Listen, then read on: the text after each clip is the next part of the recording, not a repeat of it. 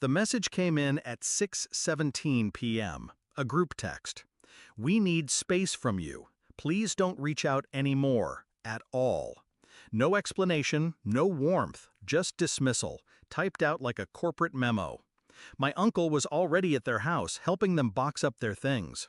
They thought they were making a statement. They thought they were cutting me out. I simply replied, "Of course. I'll cancel my direct deposits first thing."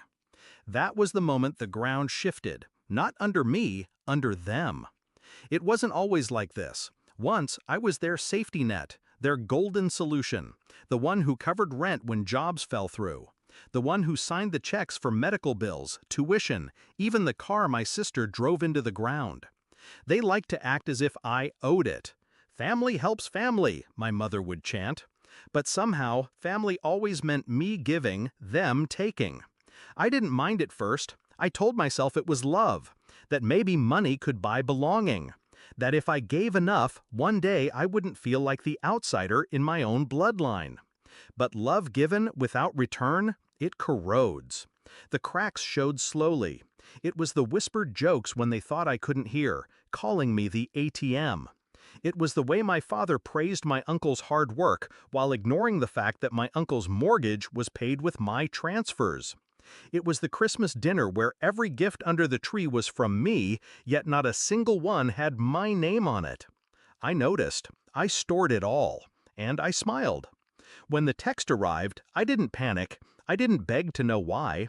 I understood immediately. This wasn't about space. This was about control. They assumed dependence ran one way, that cutting me off would leave me crawling back, desperate. They forgot the direction the money actually flowed. So I made a decision. No explanations, no arguments. Just one clean cut. Step 1, I logged into payroll, terminated every automatic transfer to their accounts.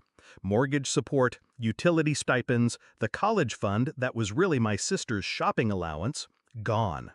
Step 2, I called the hospital billing office, corrected their records. My name was no longer attached to my mother's treatment plan. From that night forward, the invoices would go directly to her mailbox. Step 3, I drafted one email to the landlord of the house they lived in, the one in my name, though they never admitted it. I informed him that my relatives would not be renewing the lease. 30 days, no exceptions. By midnight, the silence cracked. First, a call from my mother. I let it ring. Then a dozen texts from my sister, ranging from insults to pleas. Finally, my father's voice on voicemail, booming, commanding, ordering me to fix this. I didn't answer. For the first time in my life, their words had no hold. The next morning, my uncle stormed into my office, red-faced, sweat shining through his shirt. "You can't just cut them off," he barked. "They're family." I leaned back, calm, unblinking. Exactly. They wanted space. I gave it to them. He sputtered. He threatened. He even reached for pity. But there's no leverage when the leash is already cut. He left with nothing. In the weeks that followed, the collapse was swift. The car was repossessed within 7 days. The utilities shut off after 2 missed bills.